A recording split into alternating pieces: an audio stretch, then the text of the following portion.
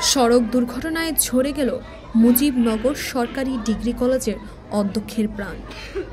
মেহেরপুর শহরের বড়বাজার টিএনটি মোড়ে সড়ক দুর্ঘটনায় মুজিবনগর সরকারি ডিগ্রি কলেজের অধ্যক্ষ ওহিদুল ইসলাম নামে একজন শিক্ষক মৃত্যুবরণ করেছেন। স্থানীয় সূত্রে জানা যায়, তিনি বড়বাজার থেকে পায়ে হেঁটে নিজ বাসভবন ঈদগাঁও পাড়ায় যাওয়ার সময় পিছন থেকে একটি যানবাহন এসে সজোরে ধাক্কা দেয়। তিনি মাটিতে লুটিয়ে পড়ে এবং তিনি গুরুতর আহত হয়।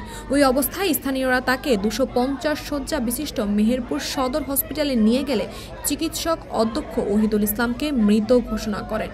আরও জানা যায়, এখন পর্যন্ত মৃত ওহিদুল ইসলামকে সজোরে ধাক্কা দেওয়া যানবাহনটি চিহ্নিত করা যায়নি। তিনি মেহেরপুর জেলার পৌর ঈদগাঁও পাড়ার মৃত জহুর আলীর ছেলে।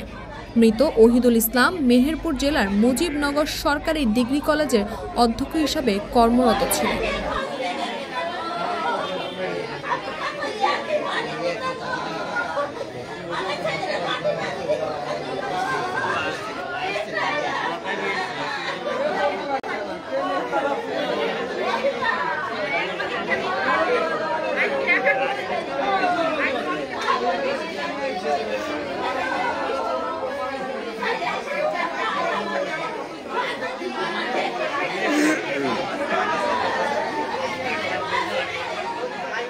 তাসবিয়া তাবাসসুম, সময়।